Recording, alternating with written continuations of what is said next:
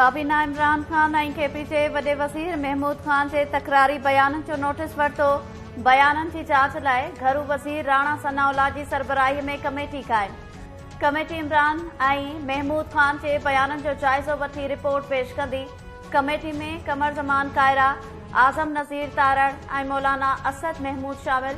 शहबाज शरीफ़ चयो आहे त अवाम डफेड़ पखेड़ींदड़नि खे रद्द कयो। लॉन्ग मार्च सियासी सरगर्मी न पर रियासत के खिलाफ सोचल समझल साजिश हुई।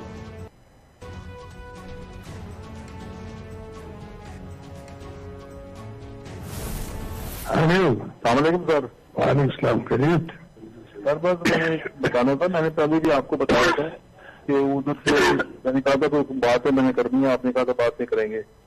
तो मैंने बताना था कि सिर्फ इन्फॉर्मेशन देनी थी आपकी कि खान की तरफ से बड़े मुझे मैसेज थे कि जी हमारा पैसा करा दें आपके पास।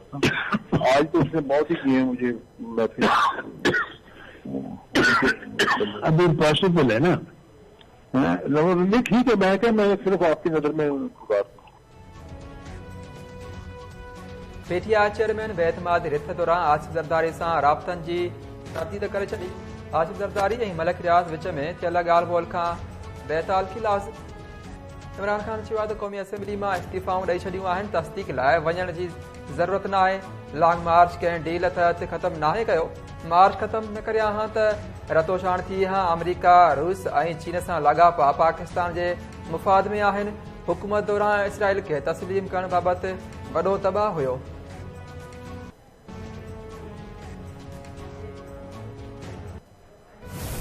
नया प्रोपेगेंडा, क्योंकि झूठा खत उसका तिया पांचा हो गया। जान का खतरा है, मैं कत्ल कर दिया जाऊंगा, उसका तिया पांचा हो गया। लॉन्ग मार्च का तिया पांचा हो गया। तो अब एक अचानक नई बात आई है कि हुकूमत पाकिस्तान ने शायद कोई वफद इसराइल भेजा है। कतई नजर इस बात से कि इसने क्या इल्जाम दिया, इसके अपने लोग उस वफद में शामिल है जो इसके फाइनेंसियर्स है। उसका हुकूमत पाकिस्तान से कोई ताल्लुक नहीं। हुकूमत पाकिस्तान आज भी अपने फलस्तीनी बहनों और भाइयों के साथ खड़ी है। पाकिस्तान में अगर कोई वाहिद शख्स है जिसके ताने बाने सीधे इसराइल से मिलते हैं, जिसके खानदानी लिंक्स और कनेक्शंस इसराइल के साथ हैं, उसका नाम है इमरान खान। मेयर का इलेक्शन आया लंदन के मेयर का, उसने पाकिस्तान के मुसलमान के मुकाबले में एक इसराइली जैक गोल्डस्मिथ की जो इसका साला था, इसने उसकी कैंपेन चलाई कि अगर इस किस्म के घटिया प्रोपेगेंडे की तरफ तुम आए भी ना तो तुम्हें ऐसा मुंह तोड़ जवाब मिलेगा कि तुम्हें छुपने की जगह नहीं मिलेगी। इमरान अदलिया में साकिब निसार ऐं एस्टेब्लिशमेंट में बंद पियल नंबर ॻोल्हे रहियो आहे। इनकलाब जूं ॻाल्हियूं कंदड़ गिरफ़्तारीअ जे डप खां पेशावर में लिकी वेठो आहे। नून लीग जे नायब सदर मरियम नवाज़ चयो आहे त महमूद खान जहिड़ो बयान सिंध या पंजाब जो वॾो वज़ीर ॾे हां त छा अवां ख़ामोश हुजो हां। दहशतगर्द पाकिस्तान ते हथियारनि सां हमिलो कंदा हुआ। इमरान साॻियो कमु करे रहियो आहे। ॿिन्ही में कहिड़ो फ़र्क़ु आहे? अदलिया खे दरख़्वास्त आहे त इमरान जे इंतशार वारी सियासत जो हिसो न बणिजे।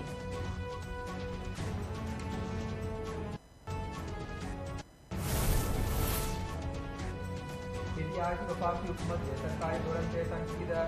फवाद चौधरी चयो आहे त खज़ानो ख़ाली मुल्क दावाऊं कंदड़। पीटीआई जे वफाकी हुकूमत जे सरकारी दौरनि ते तनक़ीद। फवाद चौधरी चयो आहे त खज़ानो ख़ाली हुअण जूं दावाऊं कंदड़ ॿुधाइनि त परॾेही दौरा कहिड़नि पैसनि ते करे रहिया आहिनि।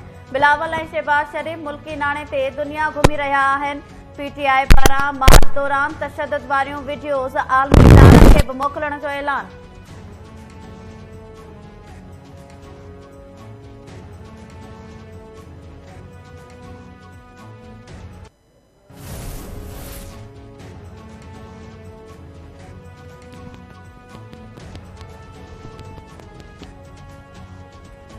इमरान खान पारां मार्च में माण्हुनि वटि हथियार हुअण जो एतिराफ़ ख़तरनाक आहे। मथस केस दाख़िल थियणु घुर्जे।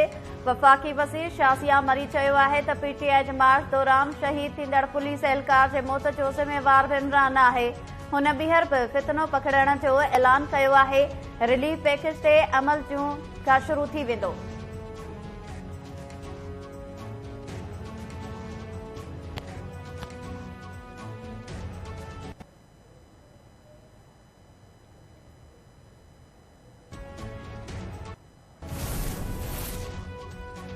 इलेक्शन कमीशन नयन तकबंदियुनि जी शुरुआती रिपोर्ट जारी करे छॾी।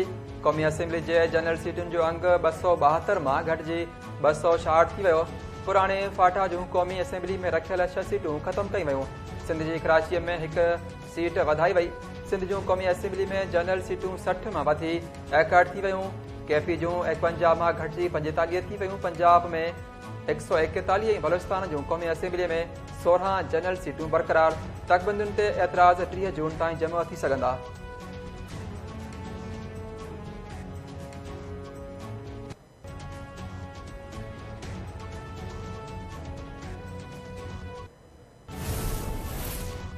वफ़ाक़ी हुकूमत सरकारी स्कीम तहत हज पॉलिसी जो ऐलान करे छॾियो। सरकारी स्कीम तहत हज ते वेंदड़ हर हिक हाजी खे 1.5 लख रुपया सब्सिडी ॾियण जो बि फ़ैसिलो मज़हबी मामलनि वारे वफ़ाक़ी वज़ीर मुफ्ती अब्दुल शकूर चयो आहे त मुल्क जे उतरियनि हिस्सनि लाइ हज जो ख़र्च 8,51,000 ऐं ॾखण वारनि हिस्सनि लाइ हज जो ख़र्च 8,60,000 रुपया रखियो वियो आहे। सऊदी हुकूमत बि गैर मामूली हालतुनि सबबि हज कोटा 1,80,000 मां घटाए 81,210 कई आहे।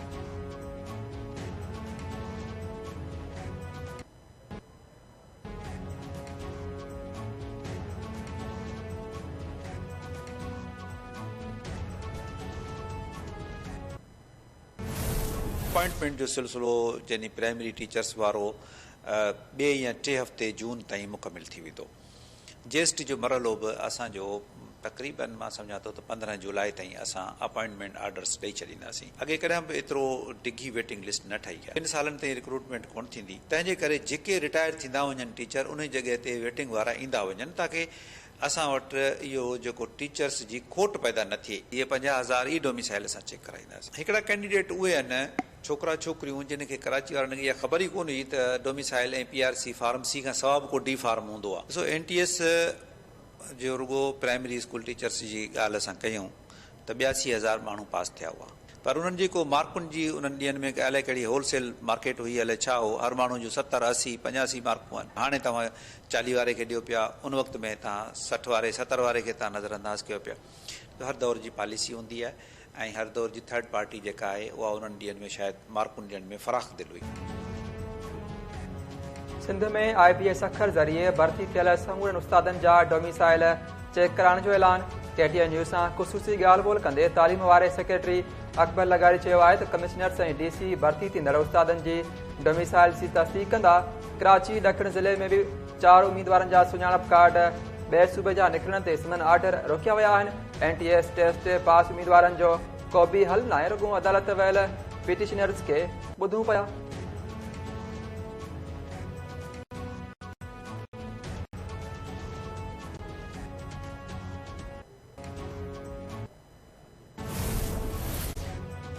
वज़ीर आज़म शहबाज शरीफ़ 3 ॾींहनि जे सरकारी दौरे ते तुर्की पहुची वियो। परॾेही वज़ीर बिलावल भुट्टो ज़रदारी अॻी तुर्की में मौजूद। शहबाज शरीफ़ तुर्क सदर ऐं ॿियनि सां मुलाक़ातूं कंदो। सूबाई वज़ीर शर्जील मेमून चयो आहे त बिलावल भुट्टो ज़रदारी इमरान पारां ख़राब कयल दोस्त मुल्कनि सां लाॻापनि खे बहाल करे रहियो आहे।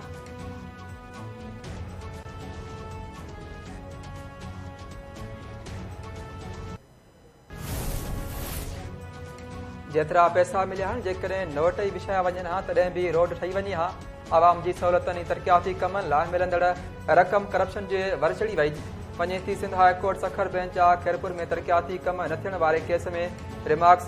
अदालत तरक़ियाती कम न थियण ते कावड़ जो इज़हार कंदे नेब खे Khairpur municipal committee public health engineering ऐं ॿियनि खातनि में करप्शन जी जांच मुकमल करे रिपोर्ट पेश करण जो हुकुम ॾेई छॾियो।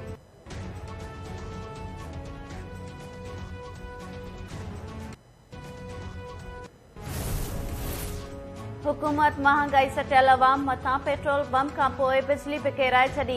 फी यूनिट में 3 रुपया 99 पैसा इज़ाफ़ो। नेफ्रा बिजली विर्छ कंदड़ कंपनियुनि जी दरख़्वास्त ते फ़ैसिलो ॿुधाए छॾियो। वाहिपेदारनि ते 51 अरब रुपयनि जो वाधू बार पवंदो ऐं वाधू बिल ईंदड़ महीने खां अदा करणा पवंदा। वाध फ्यूल एडजस्टमेंट जी मद में कई वई।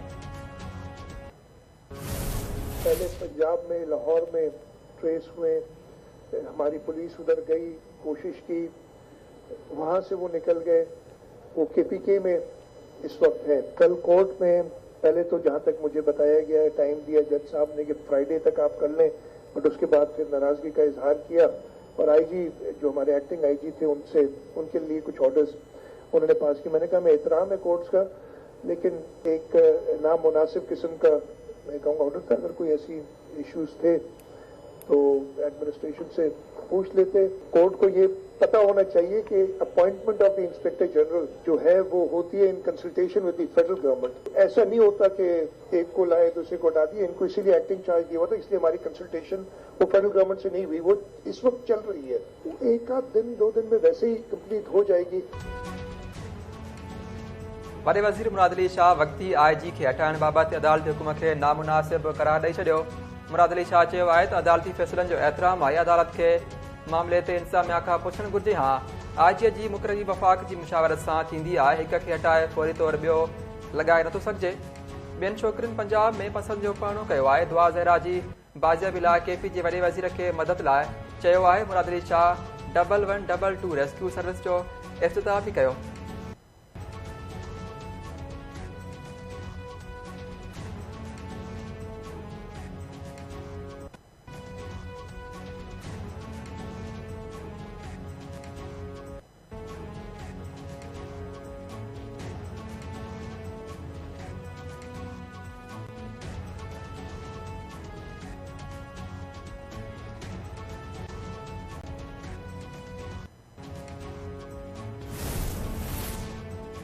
जस्कम पारां बैरिया टाउन खिलाफ 6 जून ते समूरी सिंध में ज़ंजीर ॿधी एहतजाज करण जो ऐलान।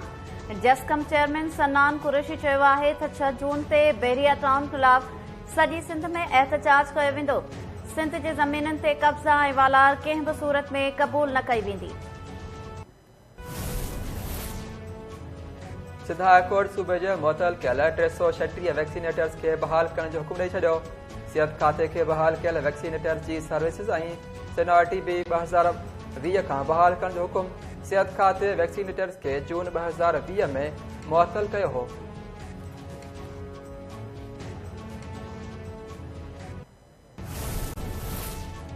कराची पुलिस नाज़िम जोखियो क़तल केस मां दहशतगर्दी जा कलम ख़त्म करे चालान मलीर जी अदालत में पेश करे छॾियो। चालान में MNA जाम अब्दुल करीम ऐं MPA जाम अवैस समेत 13 जवाबदारनि जा नाला ख़ारिज। जाम भाइरनि जी रुगो 3 मुलाज़िम नामज़द कया विया। ATC केस मां दहशतगर्दी जा कलम ख़त्म करण जो हुकुम ॾिनो हो।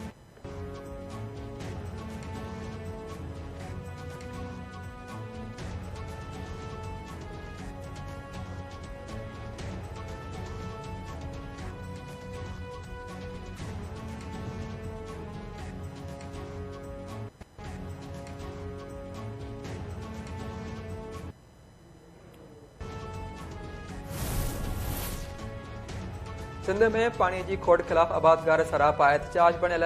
मुख़्तलिफ़ शहरनि में मुज़ाहिरा ऐं धरणा। गुडू में सभई आबादगारनि जो गराज जी पुल ते धरणो। सिंधड़ी जे गिरोड़ शाख में पानी खोट खिलाफ आबादगारनि मीरपुर ख़ासि खिपरो रोड ते धरणो हुयो।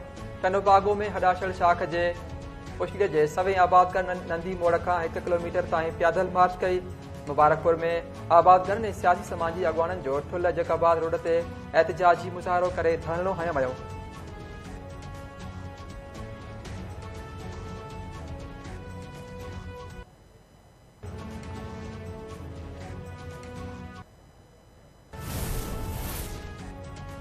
कराची जे एहतसाब अदालत अरबे रुपयनि जे जाली पेंशन वारे नेब केस में नामज़द नाणे वारे अॻोणे डिप्टी सेक्रेटरी आमिर ज़िया इसरान जी जिस्मानी रिमांड में 4 ॾींहनि जी वाध करे छॾी। नेब आमिर ज़िया इसरान खे अमेरिका मां वापसीअ ते कराची एयरपोर्ट तां गिरफ़्तार कयो हो। मथस 3 अरब 20 करोड़ रुपयनि जी करप्शन जो इल्ज़ाम आहे।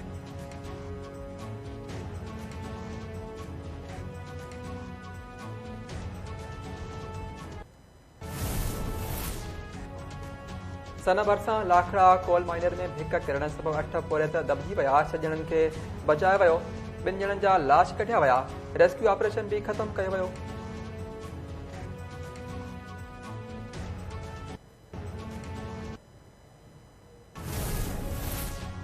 कराची जी अदालत पंजाब में पसंद जो पाणो कंदड़ शागिर्दियाणी निमरा काज़मी जे मुड़स नजीब शाह खे 3 जून ताईं जिस्मानी रिमांड ते पुलिस हवाले करे छॾियो।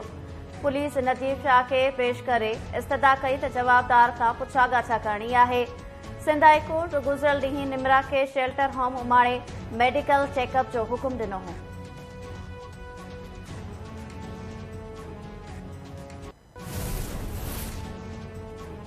सिंध हाई कोर्ट के चीफ जस्टिस की नोटिस वठण बाद कुनरी पुलिस हरकत में अची वही। तालीम लाइ जाखो ॾिनल आसूबाई के स्कूल में चोरी जो केस दाखिल। सिविल जज कुनरी आसूबाई के स्कूल पहुंची चोरी बाबत तफ़सीली जान वरती। SHO के जवाबदार गिरफ्तार करण जो हुकुम।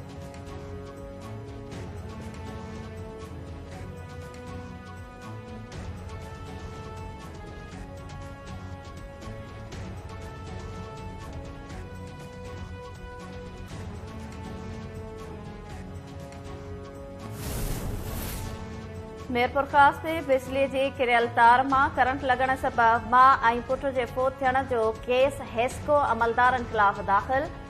वाटर सप्लाई टंकी भरिसां करंट लगण सबब फोत थियल हुज़ैफा शेख ऐं संदस नौजवान पुट रफ़ीक जा मढ़ मिट्टी में हवाले। एग्जीक्यूटिव इंजीनियर SDO ऐं लाइन सुपरिंटेंडेंट मेंटेनेंस खिलाफ सरकार की मदद में वाक़े जो केस दाखिल किया वियो।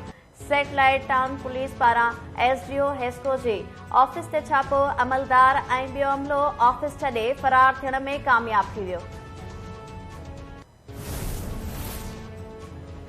मुल्तान में कराची ईंदड़ औरत से ट्रेन में इज्तिमाही ॾाढाई कंदड़ रेलवे मुलाज़िम गिरफ्तार। IG रेलवे फैसल शाकर चयो आहे त जवाबदारनि शुरुआती जांच दौरान टिनी जवाबदारनि ट्रेन में औरत से ज्यादती करण जो एतराफ़ कयो आहे। मामले की वधीक जांच जारी आहे।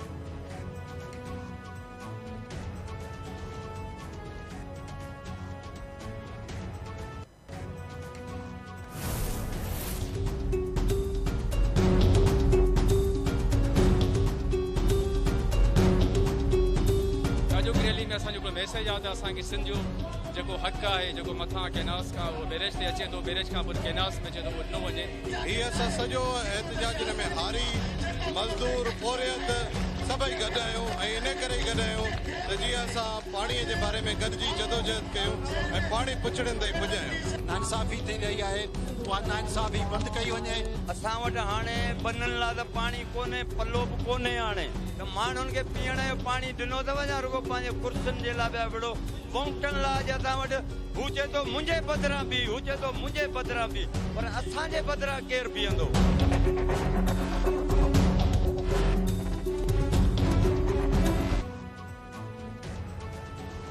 सिंध में पानी के खोट खिलाफ फिशर फोरम के सॾ ते हैदराबाद में शहबाज बिल्डिंग का रेडियो चौक ताईं पैदल मार्च। सिकंदर सिंधु दरिया ऐं कोटड़ी डाउन स्ट्रीम में पानी छॾण जो मुतालबो। अॻवाननि चयो आहे त सिंध के हिस्से जो पानी ॾेई ज़राअत ऐं डेल्टा के बचायो वञे।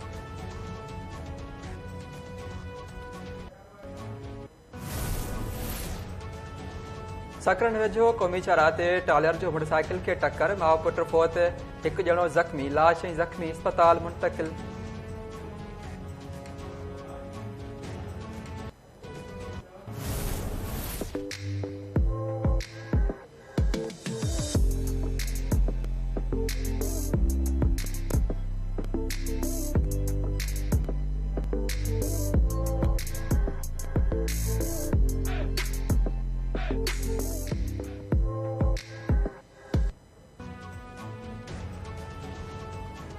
सऊदी अरब की राजधानी रियाज में अबाया फैशन शो। अबायो पहिरियल मॉडल्स रैंप ते जलवा ॾेखारे फैशन शो के 4 चंड लगाए छॾिया। सऊदी अरब में थियल फैशन शो जा परॾेही मीडिया ते बि चर्चा। मीडिया रिपोर्ट्स मूजिब फैशन शो सऊदी अरब जी वज़ारत सकाफ़त जी मंज़ूरी सां थियो। अक्सर मॉडल्स परॾेही हुयूं।